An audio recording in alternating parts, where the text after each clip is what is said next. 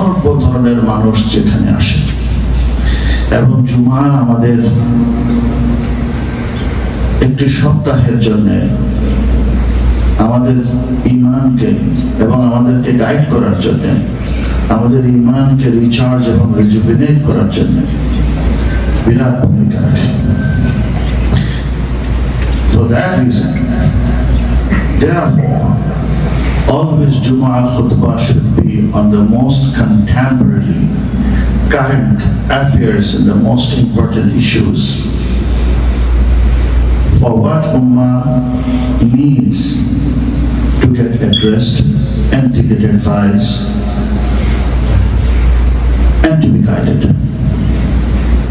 সপ্তাহের সবচাইতে বেশি উল্লেখযোগ্য, গ্রহণযোগ্য এবং উম্মতের জন্য, উম্মতের আর্থসামাজিক, জাতীয়, আন্তর্জাতিক ভাবে ওই স্পেসিফিক দেশে, ওই স্পেসিফিক জনপদে, বৃহত্তর জনগোষ্ঠী যে জিনিসটি সবচেয়ে বেশি দরকার, ওই গুরুত্বপূর্ণ বিষয়টির উপরে যদি খুতবা নির্বাচিত করা হয়, তাহলে সেই খুতবা হবে একটি আধুনিক খুতবা। তা না হলে বিষয় নির্বাচনে যদি relevance and the current affairs যদি নির্বাচিত করা না হয়, তাহলে বুঝতে হবে ওই জুমাটি, ওই জুমার খুতবাটি উম্মতকে প্রকৃত গাইডেন্স যেটা দরকারি ছিল সেটা দেয়া থেকে উম্মত বঞ্চিত হয়ে গেল এবং খুতবার পরিপূর্ণ আমানতটি যেন আদায় হলো না। এই জন্য আফসোস লাগে যখন যেটা দরকার সেটা যখন মেম্বার থেকে, রাসূলের মেম্বার থেকে বলা হয় না, তখন রাসূলের দেয়া সেই দায়িত্ব স্কলাররা তারা পালন করছেন বলে মনে হয় না। শীতকালে, গ্রীষ্মকালে ওয়াজ যেরকম কোনো খুব একটা বড় ধরনের সাজুজ্যতা রাখে না এবং ভূমিকা রাখে না, আবার গ্রীষ্মকালে যদি কম্বলের ফজিলত বলা হয়, যে কম্বল ব্যবহার করার ফজিলত কি কি, উপকারিতা কি কি, তাহলে যেরকম বাস্তবতায় হাস্যকর এবং হাস্যাস্পদ ছাড়া আর কিছু হয় না, ঠিক অনুরূপ ভাবে যখন ইমাম সাহেবানরা, খতিব যখন সময়ের নিরূপণে, সময়ের নিরিখে যখন আধুনিক খুতবা না দেন, তখন এই অবস্থার সৃষ্টি হয়ে যায়। সেই জন্য প্রায় সময় আপনারা দেখবেন আমরা চেষ্টা করি কারেন্ট অ্যাফেয়ারের সাথে সম্পর্কিত যেটা সবচেয়ে গুরুত্বপূর্ণ যে ইস্যু, যে বিষয়, সেই বিষয়ের উপরে খুতবার বিষয়বস্তু নির্বাচন করা হয়। ছোট্ট এই ভূমিকা দিয়ে আপনাদের কাছে এই জিনিসটি ক্লিয়ার করতে চাই। আমরা আজকে পৃথিবীর ক্যাপিটাল খ্যাত নিউ ইয়র্কের ব্রুকলিনে হযরত বেলাল মসজিদে আল্লাহর রাসূলের মিম্বর থেকে খুতবার খুতবা টক, আপনারা জানেন আমেরিকাতে আজকে থেকে আর্লি ভোট কাস্টিং, নির্বাচনের যে অগ্রিম ভোট কাস্ট করার দিন শুরু হয়ে গেছে, মানে নির্বাচন শুরু হয়ে গেছে। in another word, today if you want to cast your vote as early voting system, you can cast your vote from today onward, মানে আজকে থেকে আপনি অগ্রিম ভোট দিতে পারবেন। এখন আমরা যে জনপদে বসে আজকে জুমার নামাজ আদায় করছি, এই জনপদের সবচেয়ে গুরুত্বপূর্ণ বিষয়টা হলো যে আজকে ইলেকশন শুরু হয়ে গেছে এবং কয়েকদিন ধরে চলবে, 5 তারিখ ইলেকশন হবে। তো এখন ধর্মীয় দায়িত্ব, ইমামদের দায়িত্ব যে এই জনপদের জন্য মুসলিম উম্মার স্বার্থে এবং ইসলামের স্বার্থে, ইসলামের কল্যাণে এই জনপদের জন্য সবচেয়ে যে জিনিসটি আমাদের আর্থসামাজিক ব্যবস্থার সাথে সম্পর্কিত, সেই জিনিসের উপরে বলতে হয়। Because election is the most important issue today for this part of the world, so it is our prime duty to get the guidance that what our Islam, what our religion tells us, what the Kitab of Allah subhanahu wa ta'ala tells us about these elections, about this voting system, and what we should do if we undermine these issues. There was a time Mawlanara bolto, Hujurra bolten, Hujur Sahibara, Muhtaram Ulama Ikram bolten, Islamir Razniti haram. Alhamdulillah, এখন হুজুর নিজেরাই দেখতেছেন ওনারাই রাজনীতির ময়দানে কি নেমে গেছেন, বিভিন্ন দল উপদলে বিভক্ত হয়ে গেছেন। এখন দিবালোকের মতো স্পষ্ট একটি জিনিস, and our youngsters, those are sitting there, they are born in this century. They are the future and the flag bearer of our ummah. They should know this. We all should know and reaffirm. Amra again and again, bar repeatedly, এই জিনিসটি বারবার বোঝাতে চেষ্টা করি যে Islam is not just the name of certain rituals and certain dogmas, certain customs. যে ইসলাম নিছক কোনো আনুষ্ঠানিকতার নাম নয়, ইসলাম কোনো সাধারণ কিছু তরিকা, রসম, রীতি এবং রেওয়াজের নাম নয়, বরং ইসলাম হচ্ছে একটি কমপ্লিট কোড অফ লাইফ, মুকাম্মাল নিজামুল হায়াত, a way of life. إن الدين عند الله الإسلام. A way of life. As a complete code of life, Allah has selected Islam for us. Say Subhanallah. وَمَنْ يَبْتَغِ غَيْرَ الْإِسْلَامِ دِينًا فَلَنْ يُقْبَلَ مِنْهُ. There's no other way for a Muslim brother or for a sister, for a Muslim child, একজন মুসলমানের সন্তানের জন্য ইসলাম ছাড়া আর কোন জীবন পথ হতে পারে না। এটা আল্লাহর দরবারে গ্রহণযোগ্যই হবে না, বলে সুবহানাল্লাহ। So এটা কখনো মনে করবেন না যে হুজুরের মসজিদে ভোটের কথা কেন বলতেছে, হুজুরের মসজিদে রাজনীতির কথা কেন বলতেছে, বরং এটা মনে রাখবেন, take this message and bank it in every cell of your brain till the last breath you take. জীবনের সর্বশেষ নিঃশ্বাসটি এই পৃথিবী নামক গ্রহে ছাড়া পর্যন্ত, মৃত্যুর ফেরেশতা আপনার শিয়রে দণ্ডমান হওয়া পর্যন্ত এই সমাজ, এই বুঝটা আপনার ভিতরে রাখুন যে ইসলামের উপরে সবচাইতে বড় জুলুম করা হয়েছে, ইসলামকে ভেঙে টুকরো টুকরো করে আমাদেরকে ছোট ইসলাম বোঝানো হয়েছে। ইসলামের উপরে সবচেয়ে বড় জুলুম হলো যে মসজিদে এক ইসলাম, সমাজে আরেক ইসলাম, রাস্তায় আরেক ইসলাম, ময়দানে আরেক ইসলাম, ব্যক্তি জীবনে এক ইসলাম থাকবে, সামাজিক জীবনে আরেক ইসলাম থাকবে, রাজনৈতিক জীবনে আরেক ইসলাম থাকবে। ইসলামের উপরে এটাই সবচেয়ে বড় জুলুম, হাল আমাদের সবচেয়ে বড় ফিতনা। আল্লাহ তুমি আমাদের সবাইকে রক্ষা করুন, বলুন আমিন। আল্লাহ তুমি আমাদেরকে রক্ষা করুন, আমিন। এবং আমার মতো এই ক্ষেত্রে এই বড় জুলুমের জন্য দায়ী আমি কাউকে এককভাবে বলছি না, এর মধ্যে আমাদের মতো মুহতারাম সম্মানিত হুজুরদের কিছু ধরনের, এক ধরনের হুজুর, তাদেরও দোষ নাই, তাদেরও lack of education is the biggest problem today. জ্ঞানের দূর্ণতার কারণে, তাদের কারণে তারাই এভাবে ইসলামকে তারা ইউজড হয়েছে, তাদেরকে ব্যবহার করে বোঝানো হয়েছে যে ইসলাম মানে হলো 5 ওয়াক্ত নামাজ, up down kiss the ground, run for the town. আপনি মাথা ঝুঁকান, নামাজ পড়েন, নামাজ পড়ে নকলের অ্যাকসেন্টে নামাজ পড়েন, আপনি নামাজ পড়েন, চলে যান, সমাজ যেদিকে যাবে যাক, আমরা এটা চিন্তা নাই, এটাই ইসলাম। এবং আলাদা করে ফেলা হয়েছে, টুকরো টুকরো করে দেওয়া হয়েছে। এইটাই হলো ইসলামের সবচেয়ে বড় জুলুম। এবং এটা কোনো রকেট সায়েন্স নয়। It is not a rocket science for you to face any difficulty to understand. রাসূলুল্লাহ সাল্লাল্লাহু আলাইহি ওয়াসাল্লাম ইমাম ছিলেন, আবার মসজিদের মিম্বরে খতিবও ছিলেন, আবার যুদ্ধের ময়দানে কমান্ডার ইন চিফও ছিলেন, আবার স্টেটমেন্টও ছিলেন, দ্য গ্রেটেস্ট ফ্যামিলি ম্যানও ছিলেন, and he was the greatest reformer of the society. He was a humanitarian, the greatest philanthropist.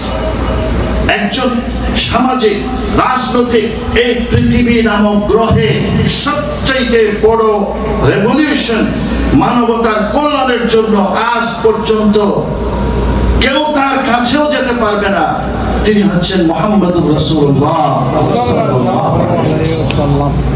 So what is vote? Vote is an entrustment. It is an amana. আরবিতে বলে আমানা। এটা একটা আমানত। এই যেটা আমরা 2 কাপ চায়ের বিনিময়ে 50 টাকার বিনিময়ে 250 টাকার একটি শাড়ির বিনিময়ে 350 টাকার একটি লুঙ্গির বিনিময়ে অথবা একটি প্লটের বিনিময়ে আমরা না জেনে আমরা মুসলমানরা সারা বিশ্বব্যাপী এই জিনিসটা আমরা বুঝি না, এবং আমরা অনেক সময় মনে করি দূর মসজিদে কি রাজনীতি আমাদের কিসে হয়েছে। আরে আপনি আমেরিকায় আসছেন, আপনি আমেরিকার সিটিজেন, আপনার children, your grandchildren, they are American born. This country has a constitution, and the constitution allows them to sit in parliament one day. They will be able to represent your society, your community, your ethnicity, your religion one day. America. আপনি আমেরিকায় চলে আসছেন, এখনো যদি ওই মানদাতার আমলের বক্সের ভিতর থেকে আপনি বাহির হতে না পারেন, এই হুজুর বোর্ডের কথা বলতেছে মিম্বর থেকে, আরে ভাই হুজুর বোর্ডের কথা বলতেছে, রাজনীতির কথা বলতেছে না।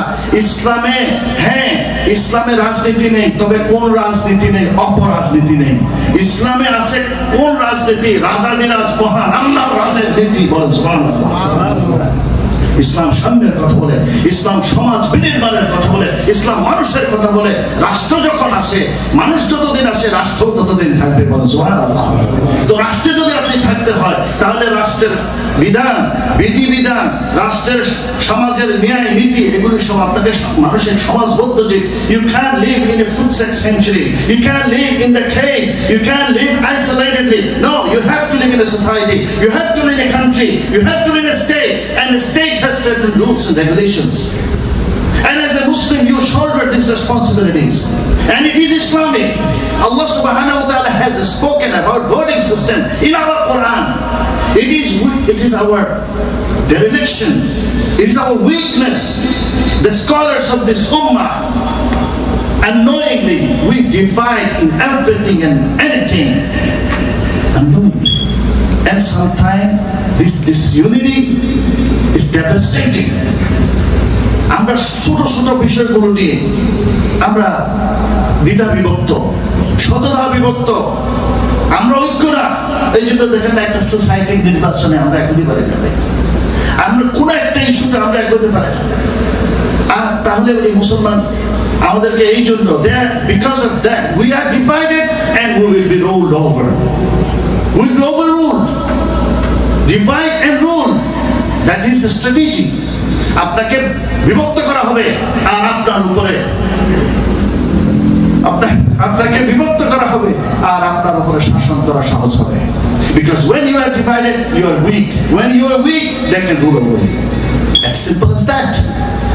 আফসোস লাগে, জাতীয় একটি মসজিদের জাতীয় মিম্বর থেকে এই সময়, যে সময় পুরো জাতি একটি ক্রান্তি লগ্নে উপস্থিত, যেখানে আমাদের সামনে এলজিবিটি অপেক্ষা করছে, যেখানে আমাদের স্কুলগুলোতে আমাদের ছোট ছোট মুসলিম সন্তানদেরকে দাজ্জালি সিস্টেম সম্পর্কে জানানো হবে, সেইটানিজম প্রমোট করা হবে, এলজিবিটি প্রমোট করা হচ্ছে, আরো বিভিন্ন ধরনের ফিতনার শেষ নাই। সেইটানিজম is the worse than even LGBT.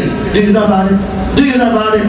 That in America, one of the most driving force now in the schools and the colleges is the Satanism, Satan worshipping. শয়তানের পূজা করে, শয়তানের অনুযায়ী শেখানো হচ্ছে এবং শেখানো হবে।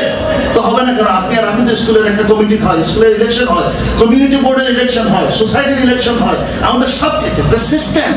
এটা একটা সভ্য সমাজের সভ্য একটি সিস্টেম। কিন্তু আমি আর আপনি তো ওখানে যাই না। আমি তো আমার কি হয়েছে কিন্তু ভাই আমি খালি তসবিহ আর নামাজ নিয়ে থাকি। তো আপনি তসবিহ আর এগুলো নিয়ে থাকেন, সমাজ বরবাদ হয়ে যাবে।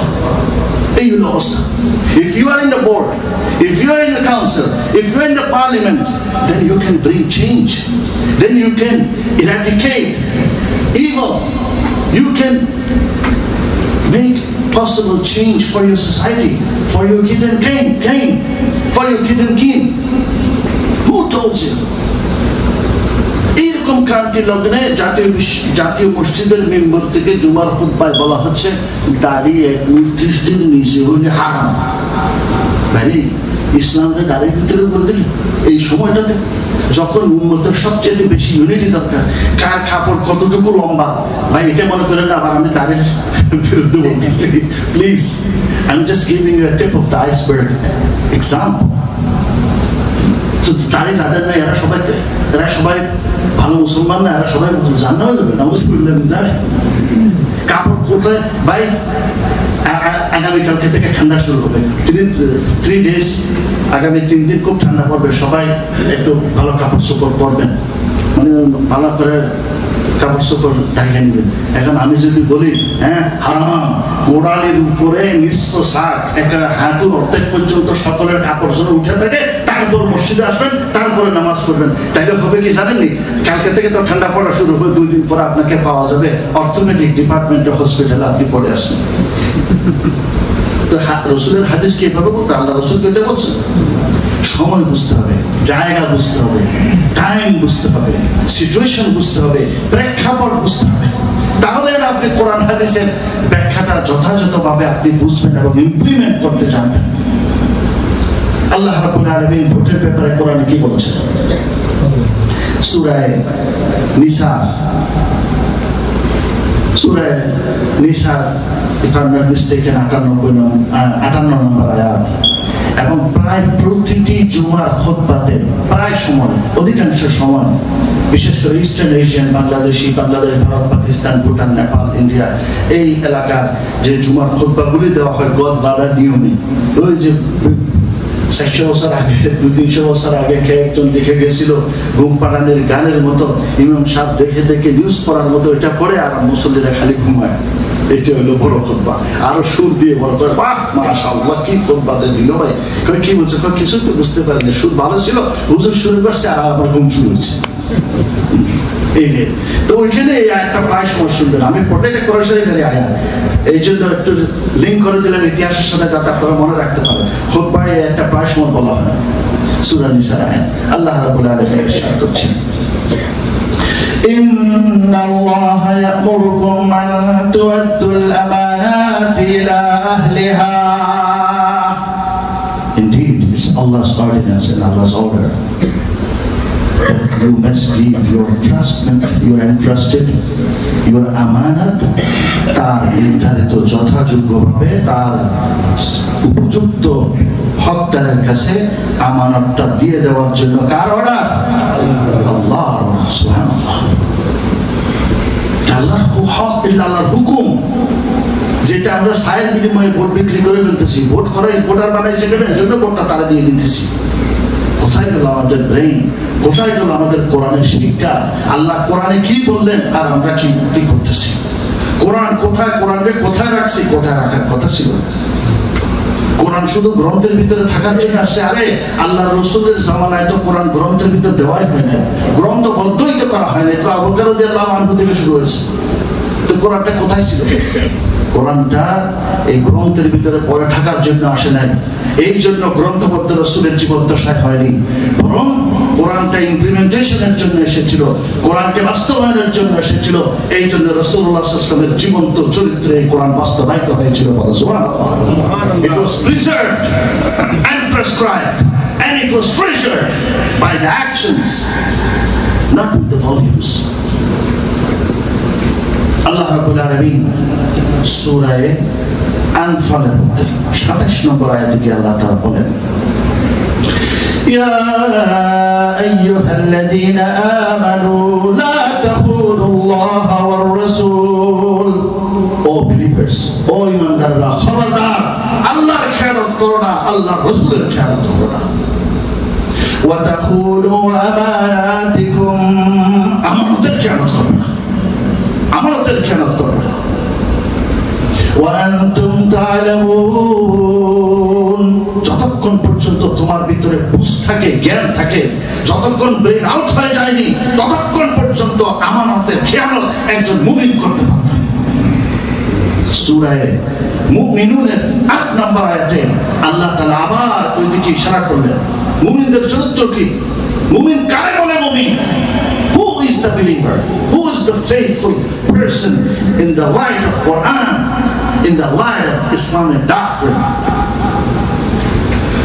والذين هم لأماناتهم وعهدهم راعون, যারা তাদের আমানত এবং তাদের প্রতিজ্ঞার ব্যাপারে যারা সব সময় অ্যালার্ট, সব সময় তারা আমানত রক্ষার জন্য জীবন বাজি রেখে তারা প্রস্তুত থাকে, তাদেরকে মুমিন বলে। বলে সুবহানাল্লাহ।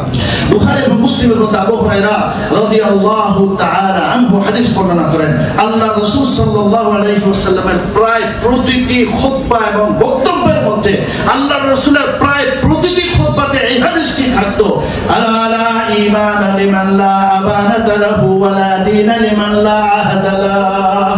খবরদার, lo and behold, the person who doesn't keep his promise and the person who abuse the entrustment, his responsibility, he can't be a believer.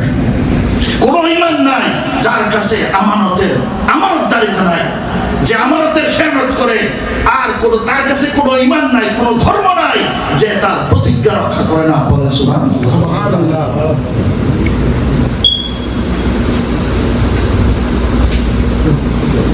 আয়াত আরেকটি হাদিস also আবু হুরায়রা রাদিয়াল্লাহু আনহু বর্ণনা, বুখারী এবং মুসলিম, আয়াতুল মুনাফিকি সালাস, মুক্ত ইমানদার যদি না হয় তাহলে কি হবে?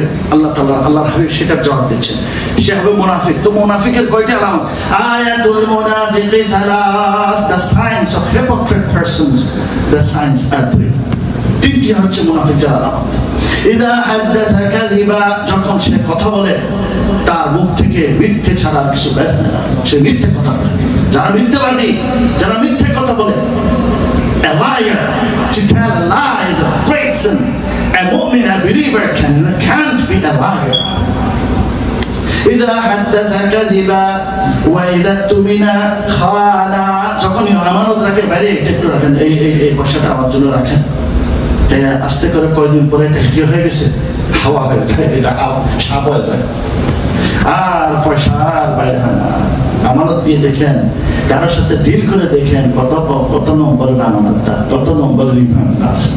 ইমানদারিতে থাকে না, ইমান আমানতের মধ্যে থাকে। আল্লাহ রাসূল বলেছেন, ওয়াইদা তুমিনা খান, আমানত রাখলে খেয়ানত করে। ওয়াদা ওয়াইদা ওয়াদা আখলাফা, ওয়াদা করলে কি করে? ওয়াদা ভঙ্গ করে। আরেকটি হাদিসের মধ্যে আছে, ওয়াইদা খাসামা ফাজারা, ঝগড়া লাগলেই কি করে? গালাগালি করে। ঝগড়া লাগলেই গালাগালি করে। ইমরান বিন হুসাইন রাদিয়াল্লাহু আনহু হাদিস বর্ণনা করেন। ইমরান বিন হুসাইনের ব্যাপারে একটু বলি।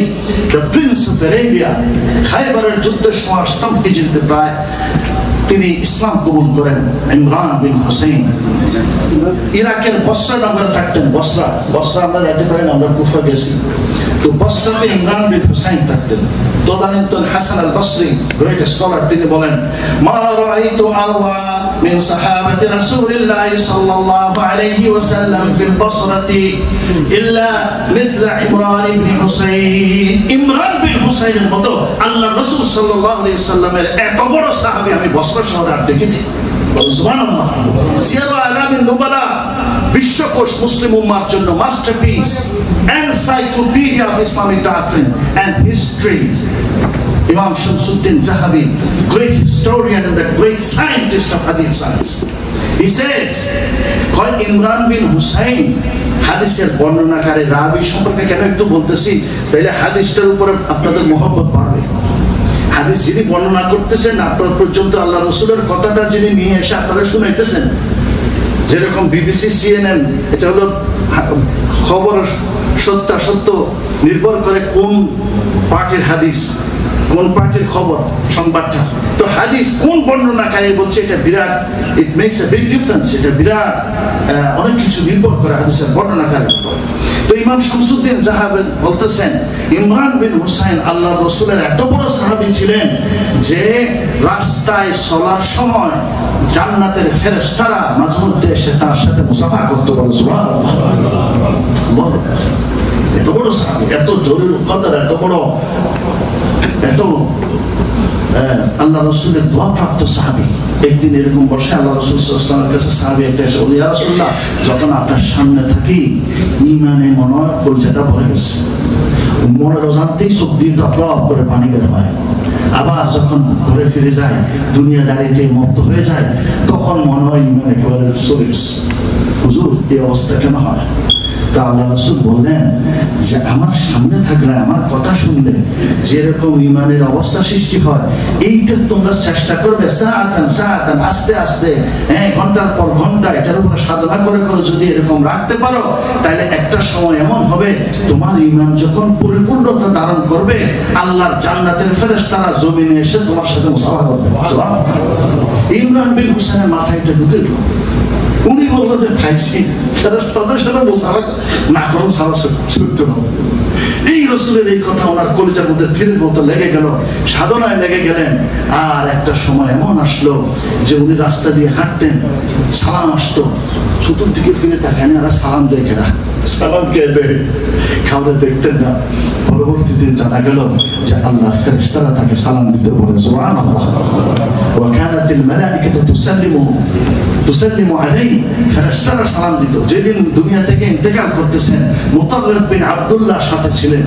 হঠাৎ মৃত্যুর সময় আর কেউ নেন, রুমের মধ্যে একা, হঠাৎ একটি খুশবুতে রুম ভরে গেল, আর সালাম, আসসালামু আলাইকা ইয়া সাহাবী ইয়া রাসূলুল্লাহ, ও আল্লাহর রাসূলের সাহাবী, আপনার উপর সালাম বর্ষিত হোক। মুতাররিফ বিন আব্দুল্লাহ দেখে ইমরান বিন হুসাইন অসুস্থতায়, আর কেউ নাই, সালাম দিল কে?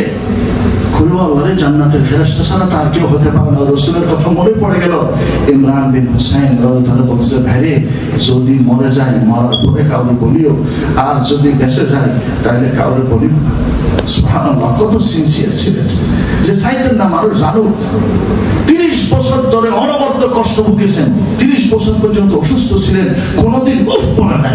সুবহানাল্লাহ। ওয়া কানা সাবুরান, কি রকম ধৈর্যশীল ছিল। 30 বছর একটি অসুস্থ, 30 বছর ধরে একটি অসুখে ভুগতেছেন, আর কোনদিন উফ বলেন নাই, ধৈর্য ধরে থাকতেন।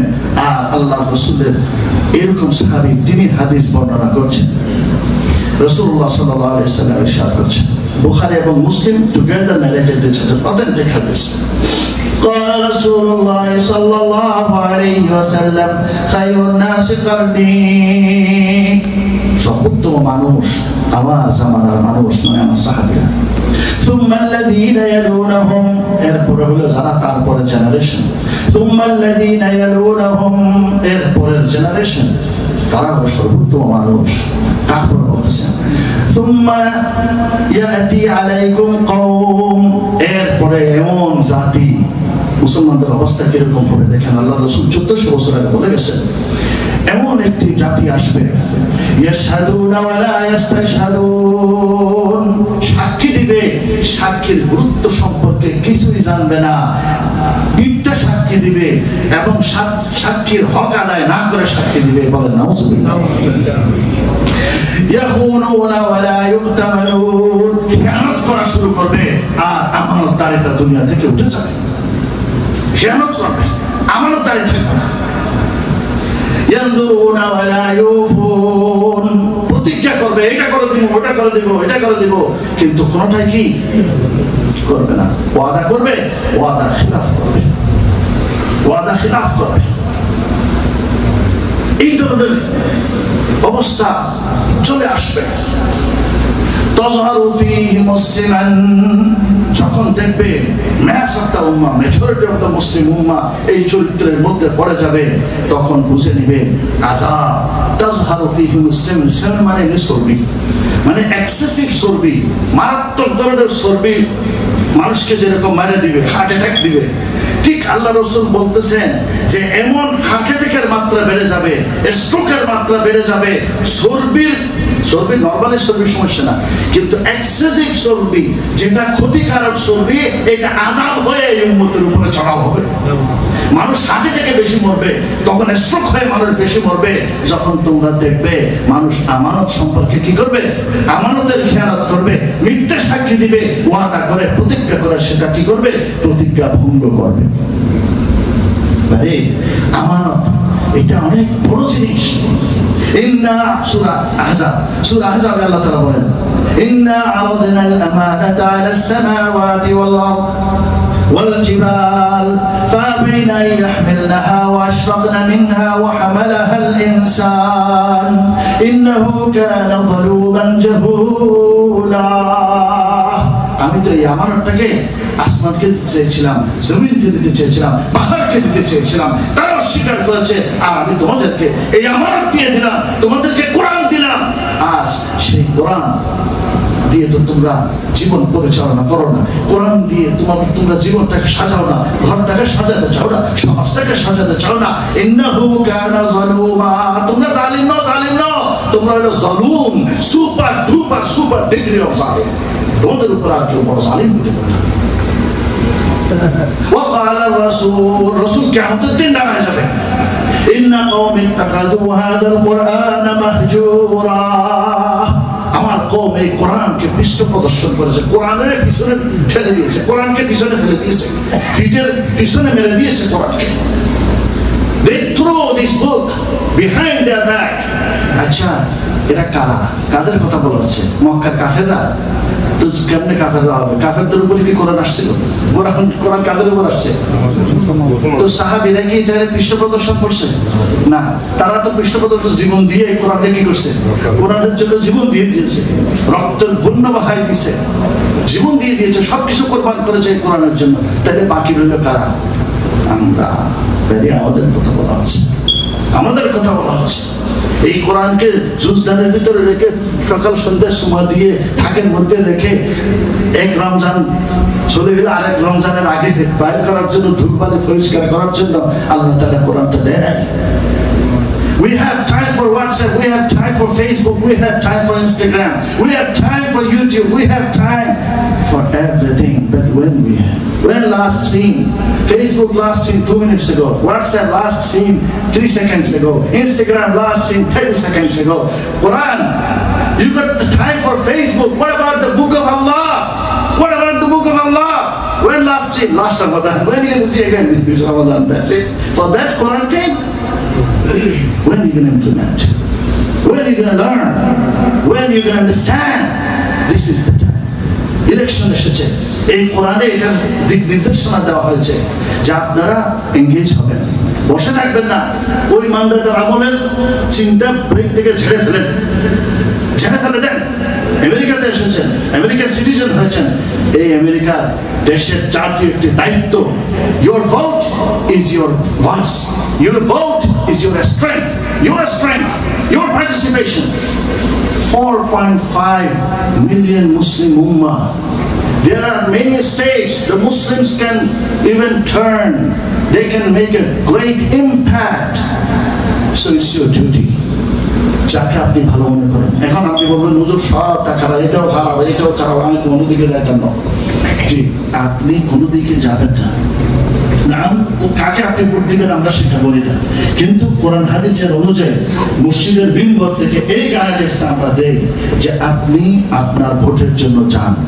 এটা আপনার দায়িত্ব, এটা আপনার নাগরিক হিসেবে নাগরিক দায়িত্ব। একজন আমেরিকান সিটিজেন হিসেবে এটা আপনার দায়িত্ব। আপনি আপনার ভোটটা দেন, there are third party, there are green parties, there are many others. আপনি প্রয়োজনে কাউরে না দেন, কিন্তু আপনার ভোটটা তো আপনি কাজ করতে পারেন, কেন কি করবেন না? এবং আস্তে আস্তে মুসলিম স্বার্থের দিকে, মুসলমানদের জন্য কে কোন দিকে, আপনাকে তো আল্লাহ একটা বিবেক দিয়েছে, আপনার বিবেক মতে আপনি আপনার কাজ করেছেন।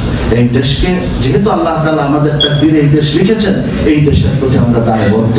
এই দেশের ভালো দেখা আমাদের দায়িত্ব আল্লাহ রাব্বুল আলামিন।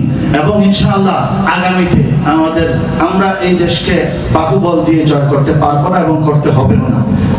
অন্য কোনো দিয়ে জ্বালাও পোড়াও এই দেশে কোনো কিছু করা যাবে না, কিন্তু এই দেশকে আপনি ভালোবাসুন, ভালোবাসা দিয়ে এই দেশের পার্টিসিপেশন দিয়ে এই দেশের প্রতি আমাদের দায়িত্ব যদি আমরা যথাযথভাবে পালন করি, ইনশাআল্লাহ আমেরিকাতে এখন মুসলমানরা third religious group in America. Very soon we will supersede. অচিরেই আমেরিকাতে আমরা অনেক বড় বড় জায়গাতে আমাদের দৃশ্যমান হবে। আল্লাহ রাব্বুল আলামিন আমাদেরকে আমাদের ঈমানকে মজবুত করে দিন। কোন ধরনের ভেদাভেদ, ছোটখাটো বিষয়গুলো পছন্দ আপনার আমার অনেক কথা আপনার হয়তো পছন্দ হবে না, বিশ্বাস করেন আপনার পছন্দ মতো কথাগুলো বলার জন্য আমি বসিনি। আমি বসেছি আল্লাহ রাসূলের পছন্দ মতো কথাগুলো বলার জন্য। এই জন্য আমি নবীর ওয়ারিস হিসেবে নবীর মিম্বরে বসে এই দায়িত্ব আদায় করতে গিয়ে আমি হক কথা বলছি, যেটা আমার নলেজে, আমার জানায় বুঝায়, যেটাকে আমি সত্য মনে করলাম, আমি আমার দায়িত্ব পালন করলাম। ওমা আলাইনা ইল্লাল বালাগ। আল্লাহ রাব্বুল আলামিন আমাদের সবাইকে কবুল করুন। শেষ করছি একটি নারেশন দিয়ে। ওমর ইবনে খাত্তাব রাদিয়াল্লাহু আনহু এক গরু চড়ান না, একজন শেপার্ড, একজন রাখালকে দেখলেন, অনেকগুলো ছাগল আছে, বুঝাই বলছে, ভাই আমার তো অনেক ক্ষুধা লাগছে, একটা ছাগল দিয়ে দেয়, আমরা এখানে জবে করে আমরা এখানে বাকি করে খেয়ে ফেলি, তো যা পয়সা লাগে আমরা দিয়ে দিই। তখন সে বলল, লোক এটা তো আমার না, এটা আমার কাছে আমানত, আমি নিজে একদম দাস, আর এগুলো আমার মালিকের ছাগল, আপনাকে আমি বিক্রি করতে পারবো না, আপনি যাই দেন। তো উমর রাদিয়াল্লাহু আনহু বলতেছেন, তোর মালিক এখানে আছে, তুই পয়সাটা মধ্যখানে পেয়ে যাবি, আমরা সুন্দর করে বাবরাকি করে খাই ফেলাই, তোরও খাওয়াবো, তোর বলবি যে আকালা তুজদি আব, যে বাঘের ছাগল একটা কি খাই ফেলছে। তো ওই রাখাল একটা শব্দ বললো, আইনাল্লাহ, আল্লাহ কোথায়? উমর ইবনে খাত্তাব বলেন, রাখালের মুখ থেকে আল্লাহ কোথায় এইটা শোনার সাথে সাথে আমি ধস করে জমিনে পড়ে গেলাম। তার একটা কথা উমরকে জমিনে ফেলে দিল, আল্লাহ কোথায়? আল্লাহর কি জবাব? উমর রাদিয়াল্লাহু আনহু উঠে সোজা গিয়ে হাজির ওই রাখালের মালিকের কাছে, যাই বলতেছে, ভাই তুই যত টাকা চাস তোরে দিব, তোর কিন্তু দাস যেটা আছে রাখাল, এটা বিক্রি করে দেওয়া হবে। অসুবিধা নেই, এত টাকা দিয়ে দিল, সাথে সাথে নিয়ে দিল। উমর রাদিয়াল্লাহু আনহু এবার রাখালকে এসে বলে যে, তোর মুখের একটা কথা আইনাল্লাহ, আল্লাহ কোথায়, এই একটা শব্দের কারণে তোরে কিনে নিছি তোর মালিক থেকে, ও আতাতুকালিল্লাহ, ওই আল্লাহর জন্য তোরে মুক্ত করে দিলাম, যা। আর দোয়া করে দিলাম, এই ঈমানের উপর যদি তুই থাকতে পারিস, তাহলে কিয়ামতের দিন আল্লাহ দোজখের আগুন থেকে তোকে মুক্ত করে দিবে। সর্বাবস্থায় আল্লাহর এই তাকওয়া, আল্লাহর এই ঈমান আমাদের সবাইকে দান করুন, বলুন আমিন। আল্লাহ তুমি আমাদের অন্তরকে নরম করে দাও, আল্লাহ আমাদের ঈমানকে কবুল করো, আল্লাহ আমাদের বিলাল মসজিদকে কবুল করো। ভাইরা, আপনাদেরকে বলেছিলাম বিলাল মসজিদের মেম্বারশিপ নেওয়ার জন্য, আলহামদুলিল্লাহ আমরা দুইজন পেয়েছি, আমজাদ ভাই আর আমাদের ইঞ্জিনিয়ার হোসেন ইসলাম ভাই, আরো কয়েকজন আমি চাই। আমাদের অনেক নেতৃবৃন্দ এসেছেন, মাশাআল্লাহ, অনেকে উইনার হয়েছেন, অনেকে এসেছেন নেতৃবৃন্দরা, সবাইকে আমাদের কমিউনিটির পক্ষ থেকে অন্তরস্থল থেকে মোবারকবাদ জানাচ্ছি। কিন্তু এই আর্জিটা করছি, বিলাল মসজিদে মেম্বারশিপ বাড়াইতে হবে। $1,000 দিলে বিলাল মসজিদের আপনি লাইফ মেম্বার হয়ে যাবেন। আপনারা দয়া করে একটু এগিয়ে আসবেন। আমি আপনাদেরকে ধরে কোনো বিব্রতকর অবস্থায় ফেলছি না। আপনারা নিজ গুণে, আপনারা শিক্ষিত মানুষ, আপনারা বিলাল মসজিদকে ভালোবাসেন, আমরাও আপনাদেরকে ভালোবাসি। আপনারা